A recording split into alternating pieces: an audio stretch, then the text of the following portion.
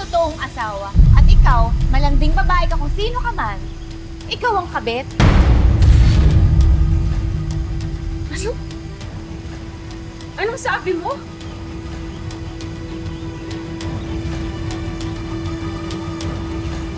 Miguel, sabihin mo sa akin na nagsisinungaling ng babae ko. Ako ang asawa mo, hindi ba? Ako lang! 16 years na tayo nagsasama, Miguel. Ha? 16 years na kami nagsasama ni Pag. May anak kami! 16 years? Explain So tama nga yung kutob ko. Nasa iba ka umuwi. Binuntis mo pa? 16 years, ginawa mo siyang kabit and she had no idea that I existed? The legal wife. Miguel, sabihin mo sa akin na nagsisinungaling ng babae ko.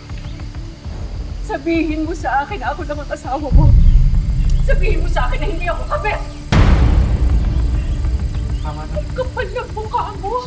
26 years na kaming kasal. May mga anak din kami, 2. Nasa States pareho. Yes, tama na. Kailangan mo ng pruweba, hindi ka naniniwala. Papadala ko sa'yo yung kopya ng marriage Tama contract. na, Rosie. Yan ang klase kang tao. Pinaigot mo lang ako, sinungaling ka. Ginawa mo akong kabit. Biniwan mo ako!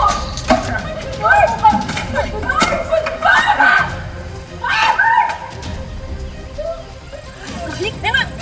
Hoy! Ikaw ang umalis, kabit ka! Lumabas ka rito!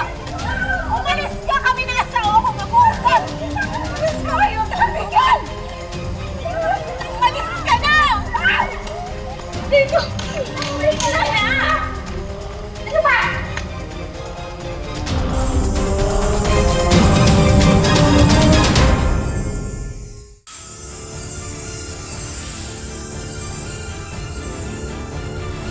Bibigyan mo ang babae ko! Kung ikaw hindi ka mapagod ako, pagod na pagod na! Dapat yan siguro turuan ka ng leksyon eh. Sinasadya. Tawarin mo na ako. Uwi na to. Marami na lang kitang pinagbibigyan. Marami na lang kitang pinagbibigyan. Nagtiis ako. Pero ang gawa mo. Sobra ka na. Hindi mo lang binahay. Binuntis mo pa yung kabit mo. Bakit? Bakit? Ha? Mas magaling siya sa kama? Mas mahal mo na siya? Kulang pa nga ako! Kulang pa ako! Binigay ko na sa'yo lahat! Tama na. May anak din naman tayo, ha? Bakit kulang pa rin ako? Bakit kulang pa rin ako?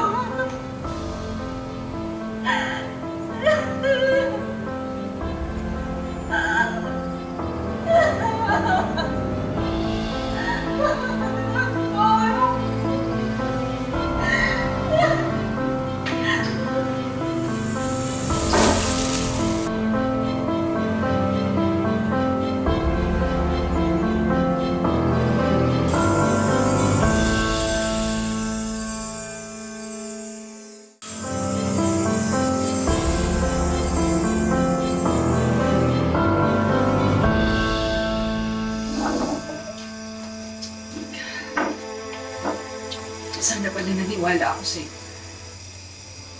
Hayop na yun. Pero mukha kang tanga.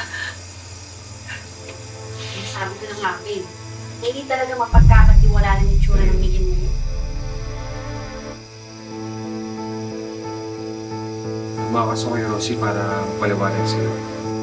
Gago kang manloloko ka. Hindi ko kailangan ng paliwanag mo. Lumayas ka na!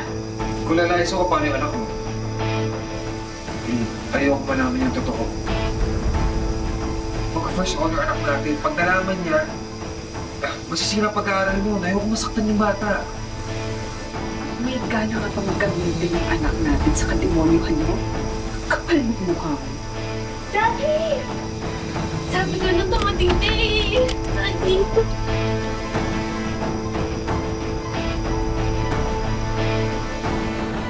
Ate Sama. Alam mo, Mars, doon ka talaga. Akala ko pa naman natauhan ka na. Bakit pumayag ka pa rin? Mars, pansamantala lang. Hanggang makagraduate lang si Danica. Next week, final exams niya. Gusto ko lang kasi makafocus lang siya sa studies niya. Isa pa, hindi ko rin alam kung paano ko sasabihin sa kanya ng totoo. Na ang nanay niya, kabit pala ng tatay niya. At siya, anak sa labas.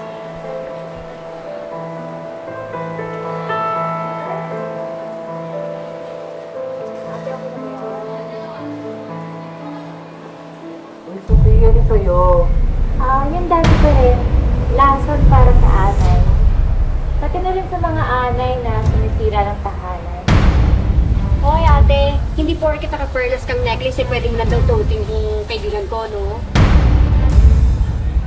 Ano bang gusto mo? Away.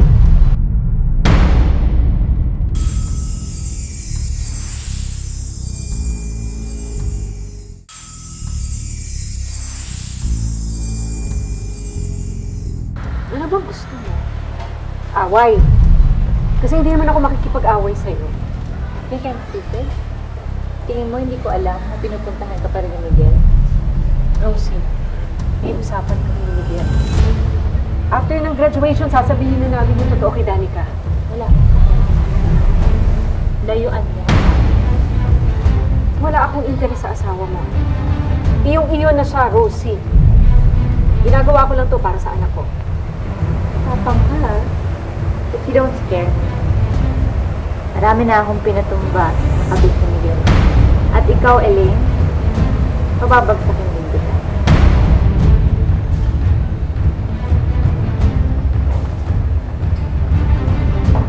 O, itong bayad. Akin na yung pinamili ko. Isang mo! Keep the change. Ano pera.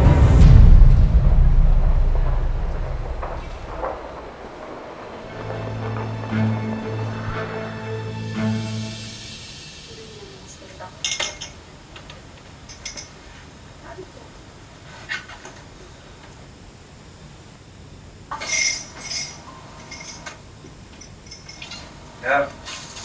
Happy anniversary.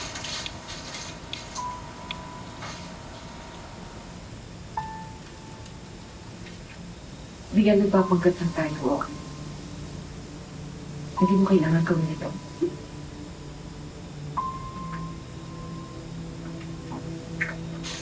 Anak! Wow! Naku-sweet naman! Tara, kain na tayo! Anak. Tara! Tara!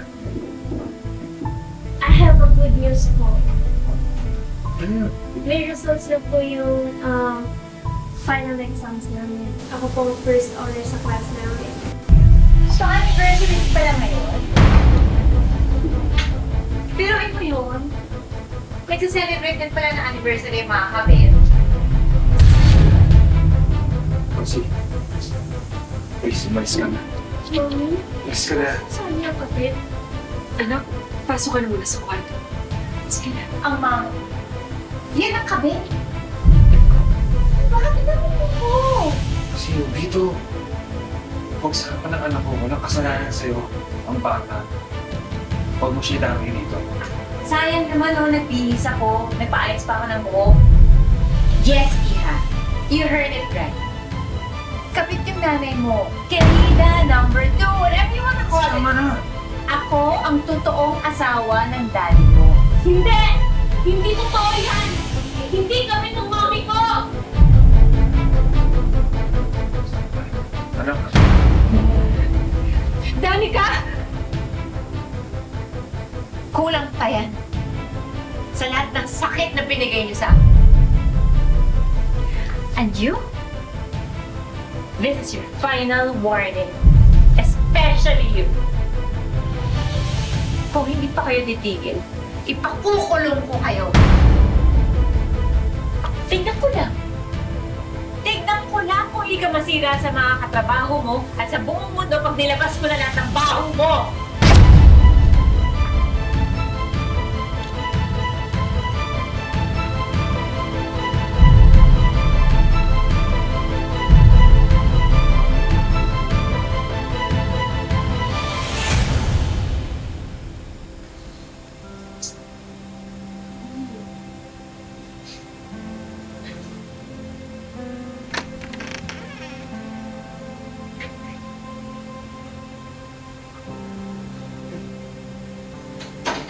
pinaliwanag ko rin sa kanila. I'm so sorry. Hindi ba yung pamilya pinakaroon ko para sa...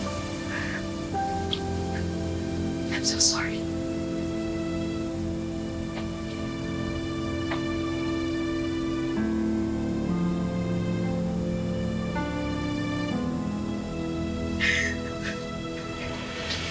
Nakikita, anak. Wala ka pong kasalanan. Sobrang sama po ni Daddy. Sobrang sama niya.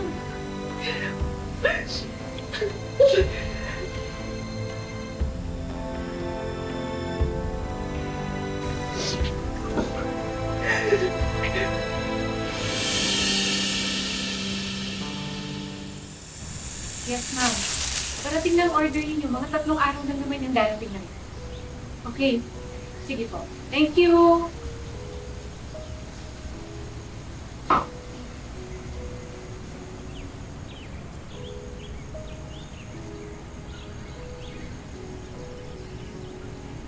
So, Yumin! Hindi na talaga nagparamdam sa'yo si Miguel. Sinabi ko na lang na. Mabuti na rin yan. Hindi kami nung pakikita kung paano binulong. Paano na yan? Kung saka kukuha ng pangbayad mo dito sa bahay, sa mga bills. Kaya nga tinanggap ko na itong trabaho ko. Hindi sapat pero at least may konting income.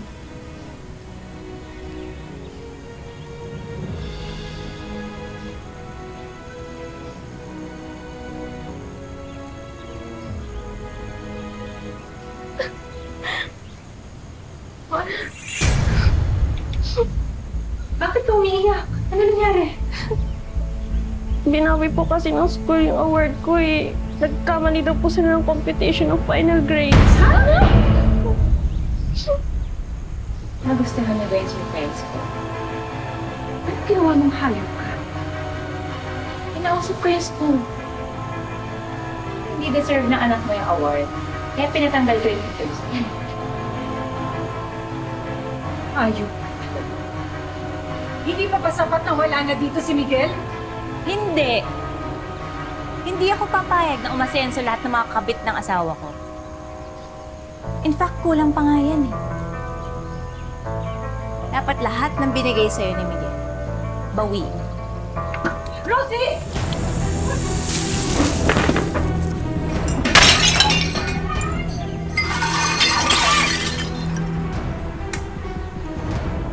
Ano ba, Rosie?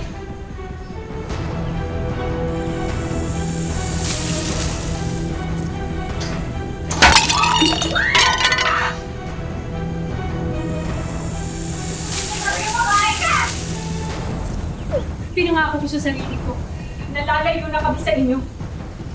Pero anak ko, kinanti ko. Ibang usapan na yun!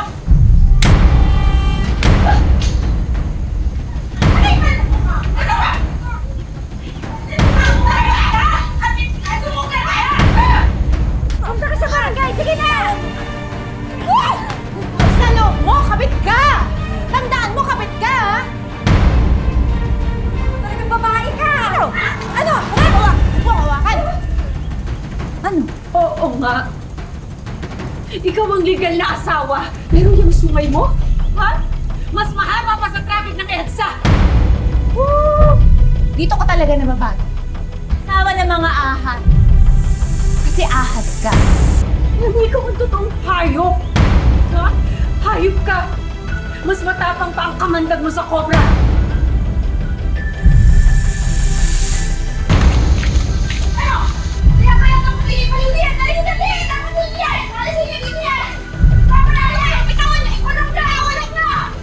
Hindi pa ako tapos sa'yo. Huwag ka mag-alala. Hihintayin kita. Hindi kita uurungan, Rosie. Ano ko? Hindi ako kabit sa akin niyo.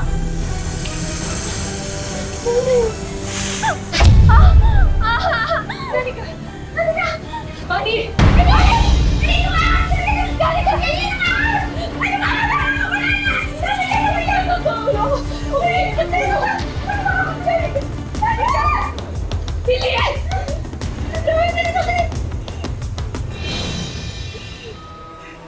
Diyos ko.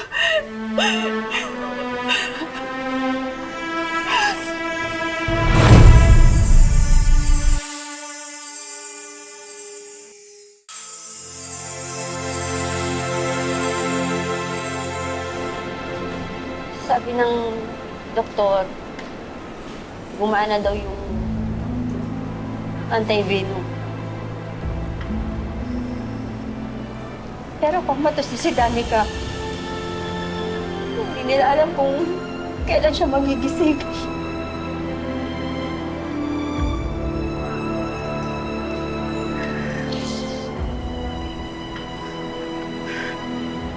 Nasaan ang kwartong dahil?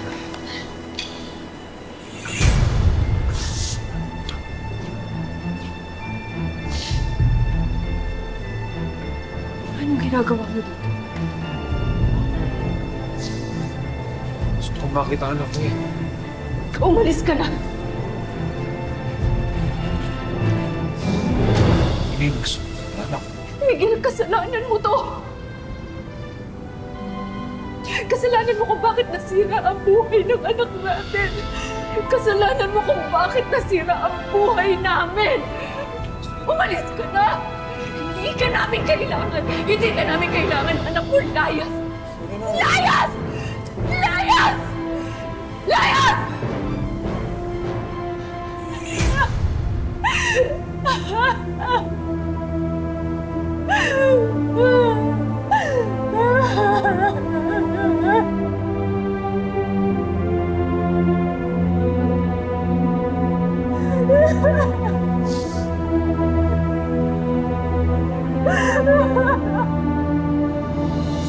Ka!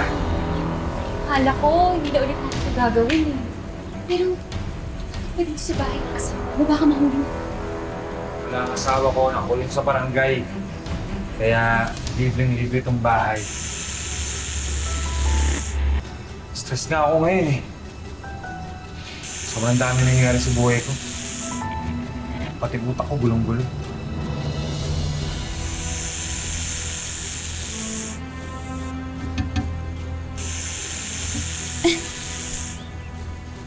Ano ka ba? Kalimutan mo na yan ang ito naman natin. Tara, field trip muna tayo sa langit. Tagal ko kalimutan.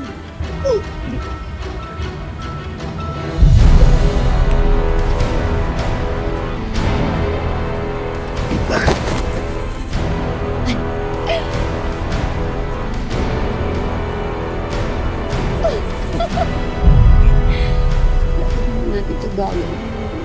Di ba yun? Miss mo ba ako? Basta miss kita eh.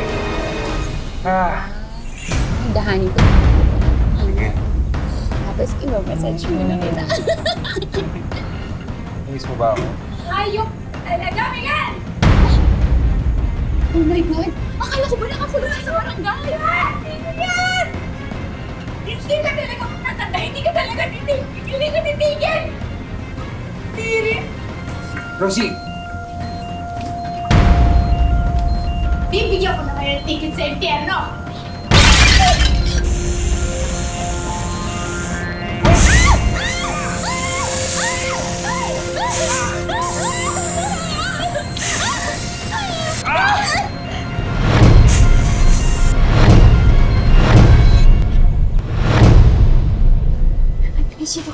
Doc!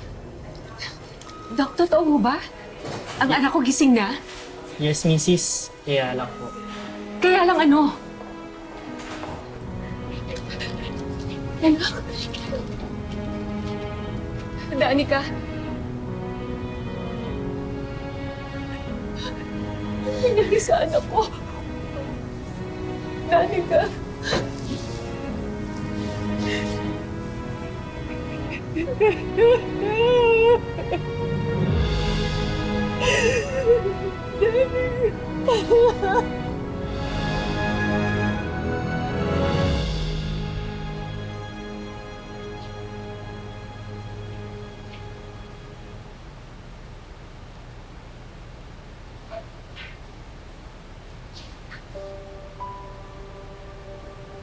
Salamat, dumating ka. Pinatawag talaga kita kasi gusto kita makausap bago ako ilipat sa Bilibid.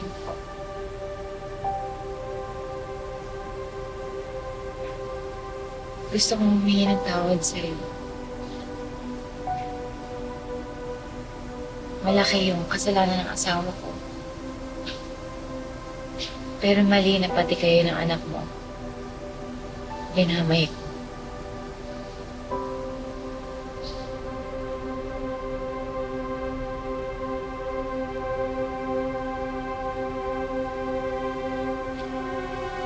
Hindi na natin mababago yung nangyari.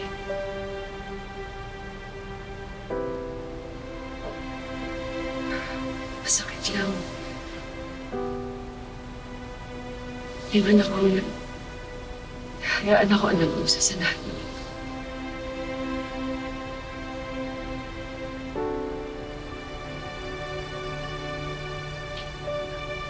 Kakausapin ko yung Abogado ko. Para tulungan ka.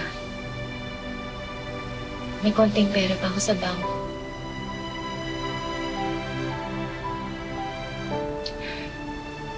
Salamat, Rosie. Pero sapat na sa akin yung paghingi mo ng tawad para patawarin kita. Biktima ka ng dinibigyan.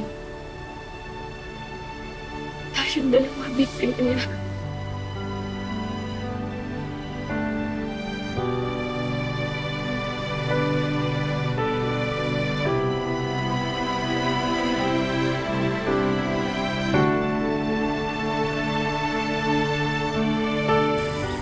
Nakahiga na lang po siya kasi paralyzed na po. Hindi na talaga siya makabangon, hindi na paglaro na katulad ng normal niyang katawan. Ngayon talagang nakahiga na lang po, bedridden na po siya. Nagkaroon siguro ng komplikasyon dun sa yung venom dun sa kanyang brain, and syempre nagkaroon talaga ng affectation dun sa kanyang mga muscles. Mahirap ang araw-araw na sitwasyon ni Elaine bilang isang single mother. Kaya naman aalalayan siya ng aming team para muling makabangon. At ang una naming regalo, Elaine, isang negosyo package worth 70,000 pesos. May bigasan business din. May panimulang frozen goods business at patis business din. Meron ding merienda spread business at isang mini laundry shop business. Sagot na rin namin ang 1 taong water bill nyo. And of course, hindi pwedeng mawala ang libreng therapy ni Danica for 1 year. May bonus din kaming living room showcase worth 30,000 pesos. May bagong sofa set, brand new TV, at bagong electric fan. Maraming salamat sa West ko lang at saka sa JMA7 nito. Pinatay man ng nakalalasong kamandag ang mga pangarap ni Danica, isa lang ang sigurado. Walang kahit na anong ahas o kamandag ang makapapatay sa pagmamahal ng isang ina para sa kanyang anak. Mga kapuso, lagi po natin tatandaan, hanggang hindi tayo napapagod humiling at maniwala, hindi rin tayo mapapagod lumaban sa buhay. Ako po si Vicky Morales at ito po ang bagong Wish Ko Lang.